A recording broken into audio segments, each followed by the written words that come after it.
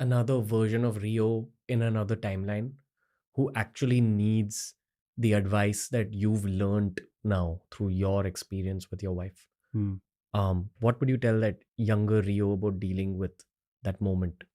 That you have to talk, you have to communicate, you have to ask questions, you have to ask for help. And it's okay to be vulnerable, it's okay to cry.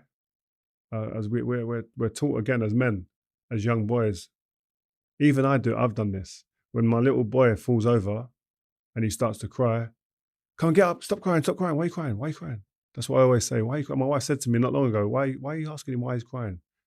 He's obviously fell down, he's hurt himself. But I definitely would say that to understand that it's okay to cry and to be sad at times, then to get out of that is to communicate.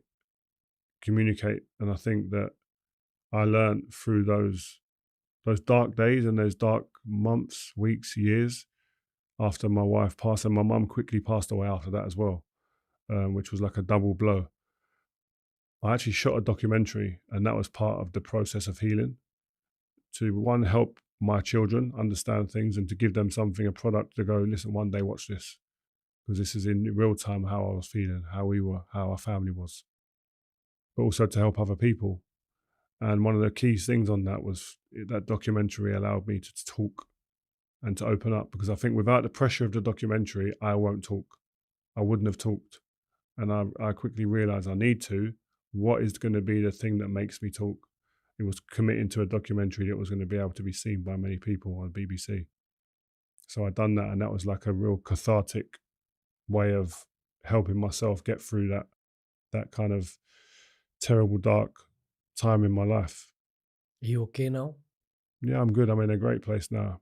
I mean, I've got another two kids. I'm married with a great wife.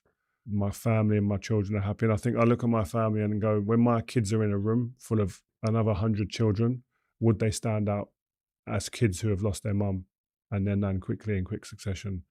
And I can safely say that they wouldn't stand out and be seen, because they're in a good place. And we are still, there are issues, and still there are tears sometimes, and still there are moments of, having to console children at different times. But where we could be to where we are now, we're in a really great place, thankfully. A lot of respect, brother. Oh man. Yeah. And more healing to you, Yeah, thank you. because healing is like a lifelong Yeah, yeah, process. yeah. If I can cross a certain line with you, because I look at this as a very brotherly Mm, conversation. So just as a younger brother, uh, I think your wife's blessings are still with you. mm, Like, and the place you've reached in life, where you're trying to go. I think that her good wishes and her positive energy is still with you on mm. some level. Thank you very much. Yeah. You feel her presence sometimes? Yeah, I think more on milestones. When the kids have milestone moments, whether they have exams or my two boys got accepted to play in a professional football team and stuff like that.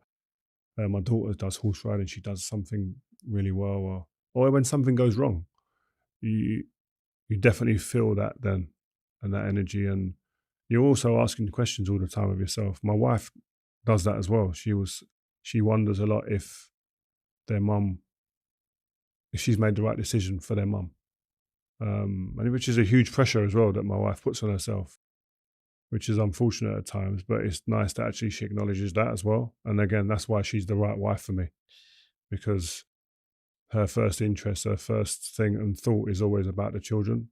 But it's great. We've got a family now of there's seven of us, so big family, and there's always noise, there's always fun.